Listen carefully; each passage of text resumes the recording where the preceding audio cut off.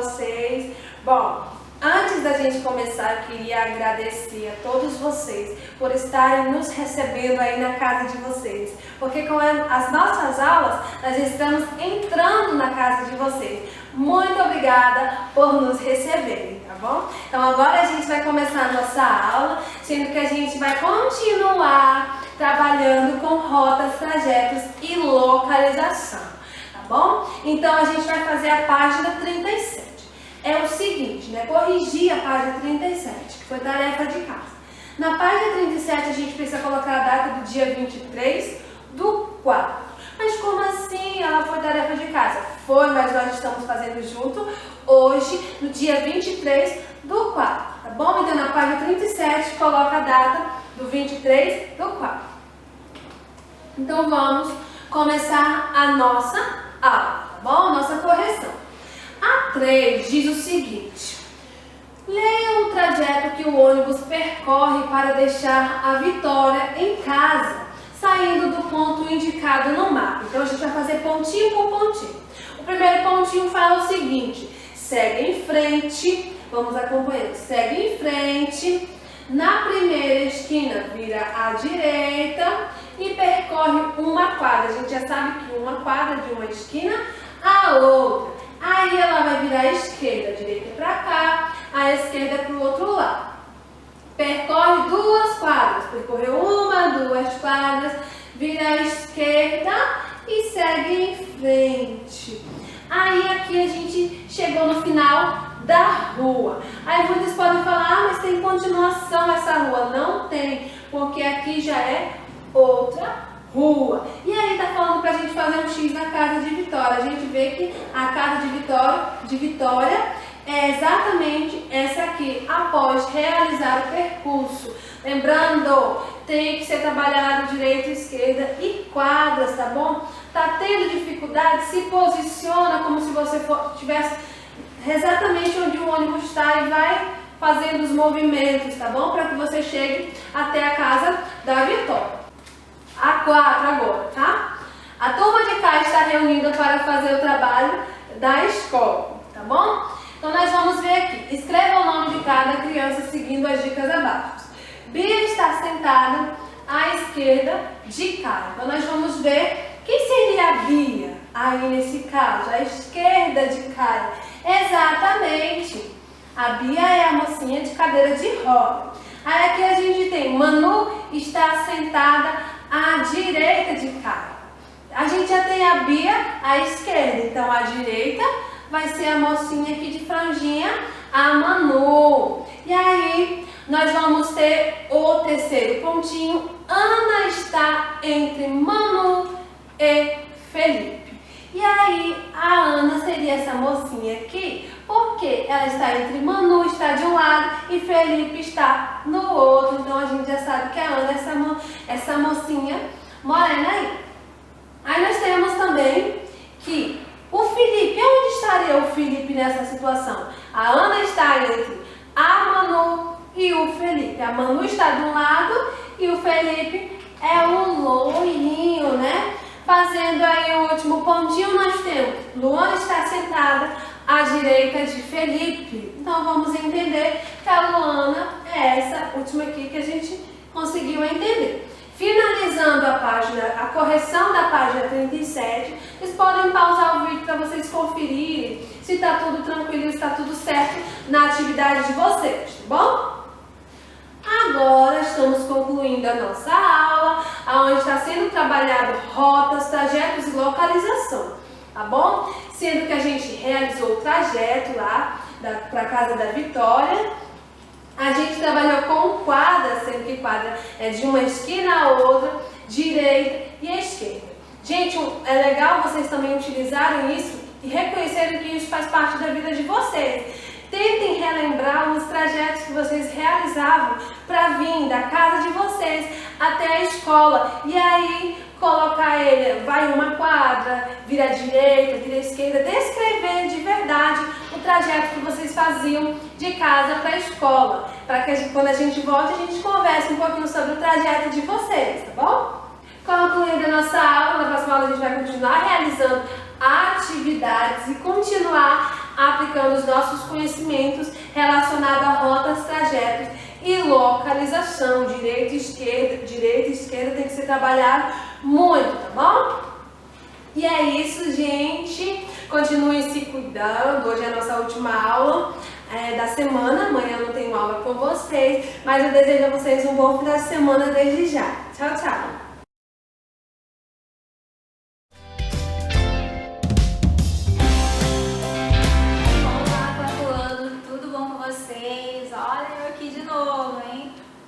Nossa aula de Geografia de Rondônia. Estavam com saudades? Bom, hoje 23/4/2020, vamos aí a mais uma aula de Geografia de Rondônia. Bom, precisamente vamos falar aí sobre os limites dos municípios, né? Os limites do município onde moro, ou seja, quais são os municípios, falei para vocês, quais são os municípios que estão em volta do nosso estado. Nós temos aí muitos municípios, mas vocês sabem quantos são? Não quero saber quais não, eu quero saber quantos são esses municípios aí, hein? Vocês sabem? Olha lá, você sabe quantos municípios aí compõem o nosso estado? Vamos ver quantos são? 52 municípios compõem o nosso estado.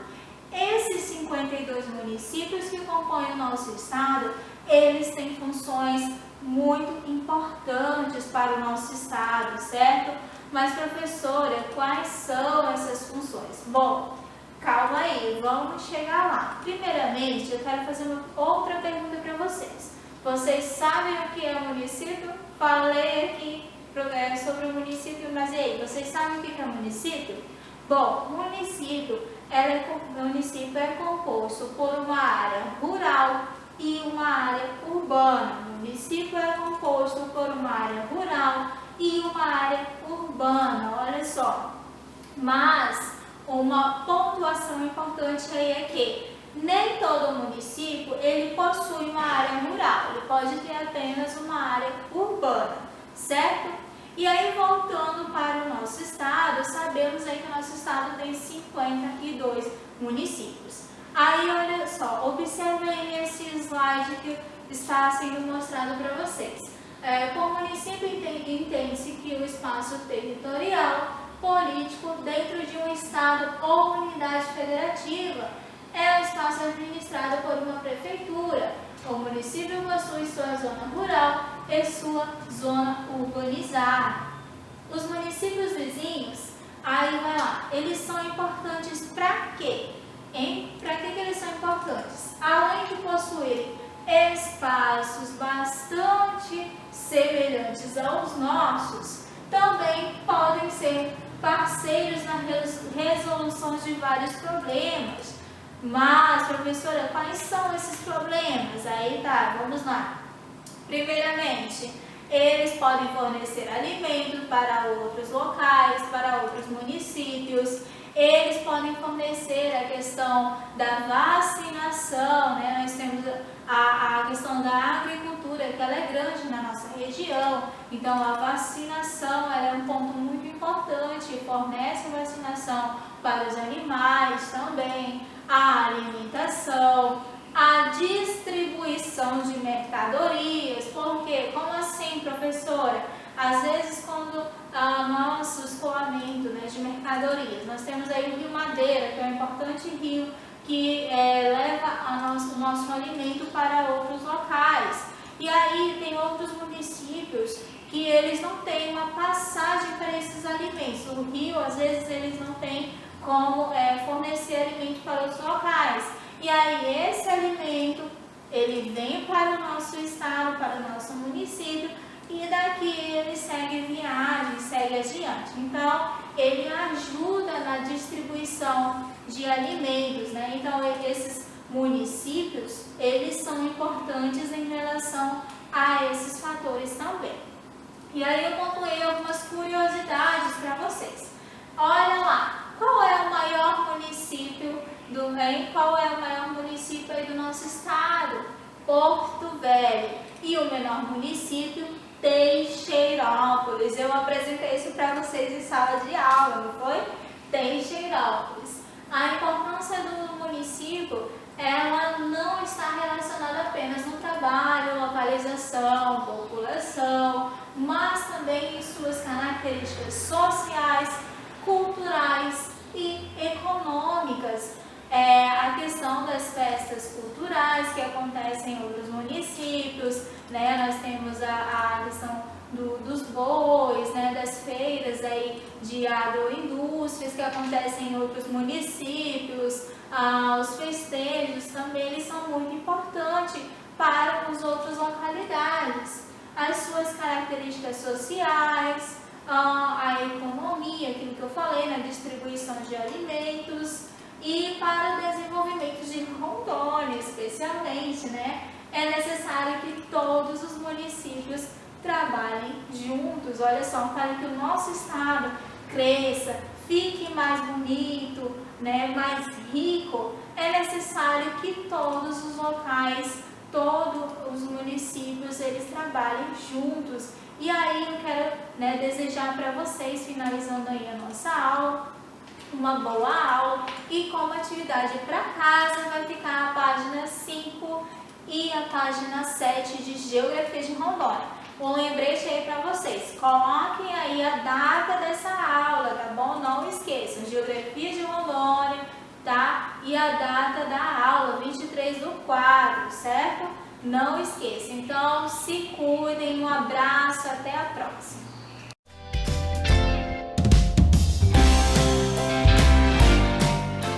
Hello, pessoal! E aí, vamos lá para mais uma aula de inglês, pessoal do 4º ano, hoje dia 23 de abril, e vamos lá revisar alguns conteúdos. Countries and Nationalities, hoje dia 23, como dito para vocês, então let's start!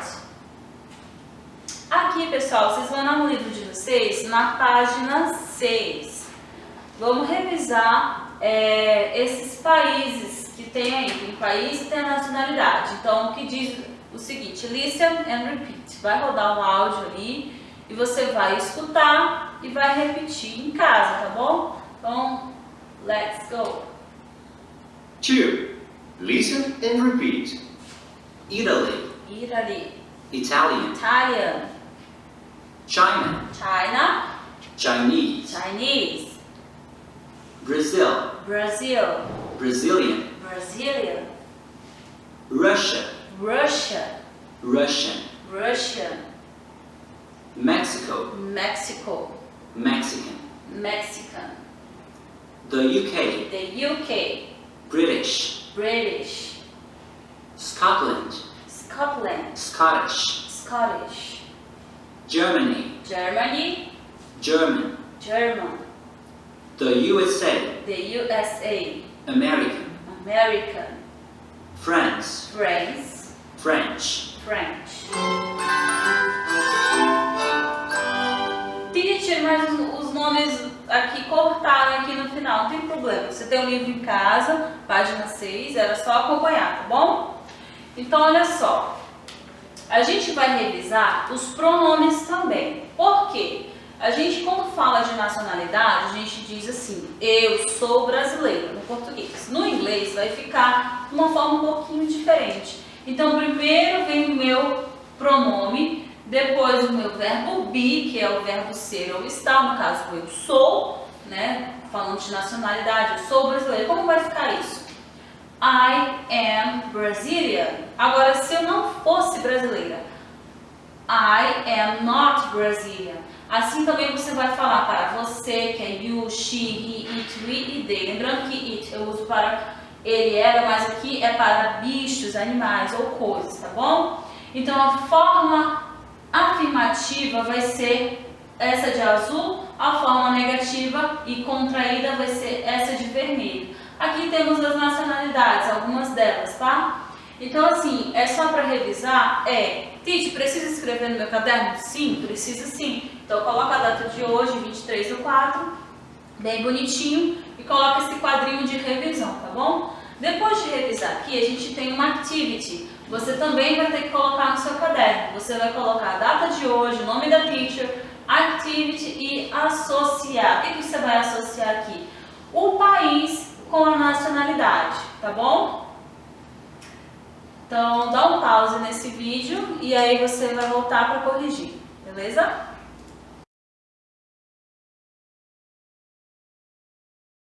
Então, did you finish? Vamos lá corrigir então. A letra A. Quem mora no Japão é Japanese. Quem mora na Russia? Russia. Italy?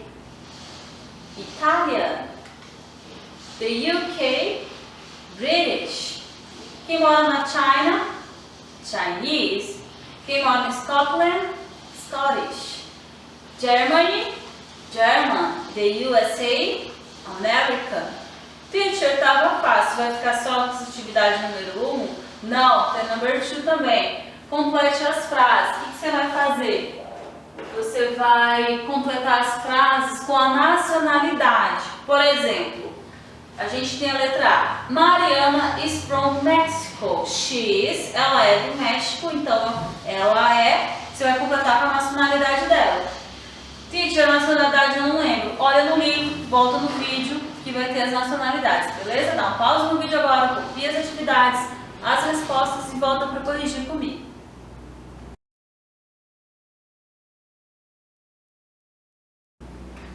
Did you finish? Então, let's go, let's correct. A letra A vai ser Mexican, B, German, C, Russian, D, American, E, British, F, Scottish e G, Chinese. É isso, pessoal. A gente se vê na nossa próxima aula.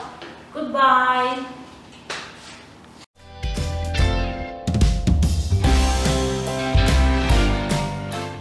Olá, quarto ano, tudo bom com vocês? Bom, como de praxe, na nossa quinta-feira nós temos aula de geografia, mas hoje nós vamos mudar. Então anotem aí no livro de vocês, né, dia 23/4/2020, no livro de História, tá? Então anotem aí no livro de História essa data aí. Bom, vamos falar um pouquinho sobre a chegada dos portugueses. Como é que foi a chegada dos portugueses aí ao Brasil? Bora lá, bora conhecer um pouquinho? Antes eu quero fazer uma perguntinha para vocês. Você sabe que comemoraram no dia 22 de abril, hein? Vamos lá, vamos saber um pouquinho o que é comemorado no dia 22 de abril. Olha só aí no slide de vocês. O dia 22 de abril de 1500 marcou oficialmente a chegada dos portugueses ao território brasileiro. E esse evento é muito conhecido como que Descobrimento do Brasil. Olha só que interessante. E aí ele está apresentando para vocês aí a chegada dos portugueses na página 20 do livro de história de vocês. Olha só, ele vai descrever o seguinte, que a chegada dos portugueses ao Brasil foi um dos maiores momentos das grandes navegações, né? Um grande marco, uma grande descoberta. Processo iniciado pelos portugueses no século XV, as grandes navegações são como conhecemos as expedições exploratórias. Bom, qual era o objetivo central dos portugueses? Era apenas explorar, só que eles viram que além de explorar, as nossas terras tinham muito mais além aí do que apenas a exploração do minério, né? Eles poderiam colonizar as nossas terras muito mais. E aí ele vai falar o seguinte, que essas expedições elas foram organizadas pelos portugueses no Oceano Atlântico ao longo desse século.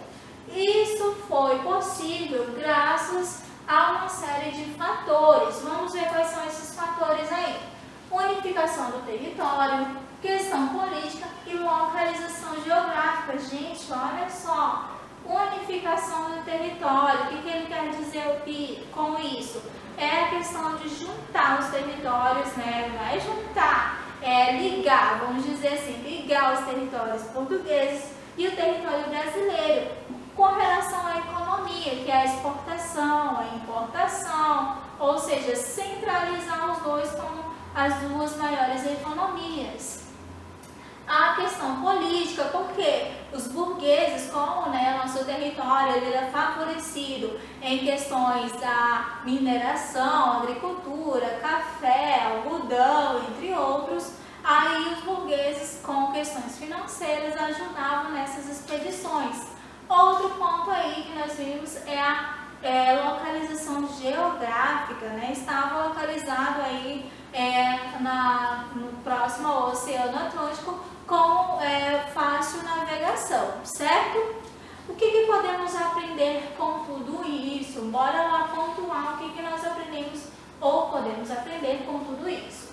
A chegada dos portugueses ao Brasil foi parte do processo das grandes navegações, isso nós já sabemos, Pedro Álvares Cabral foi o líder de uma expedição composta por 3 embarcações e cerca de 1.200 homens. Se nós vamos pontuar essa história aí, não é uma história muito curta, porque ele vai falar da questão dos escravos que eram trazidos, como que eles eram trazidos ao território brasileiro.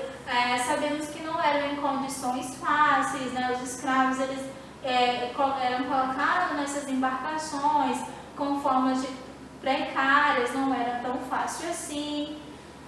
Outro ponto, o primeiro ponto do Brasil avistado pelos portugueses foi a região de Monte Pascoal, na Bahia, no dia 22 de abril de 1500. A primeira missa aqui realizada ocorreu no dia 26 de abril de 1500 e no dia 1º de maio a expedição partiu para a Índia. Bom, essa primeira, quando ele fala que a primeira missa é a questão dos padres jesuítas, que eles catequizavam os índios para ter os hábitos e costumes como os deles, como os portugueses.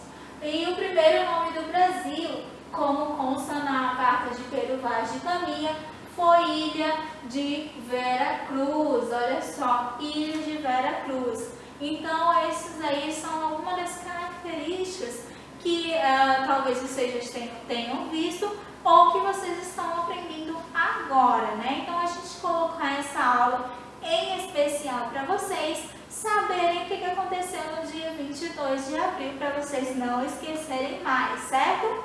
Como atividade aí, vai ficar a releitura das páginas 18 a 24 do livro de História. Então, muito obrigado e até a próxima aula.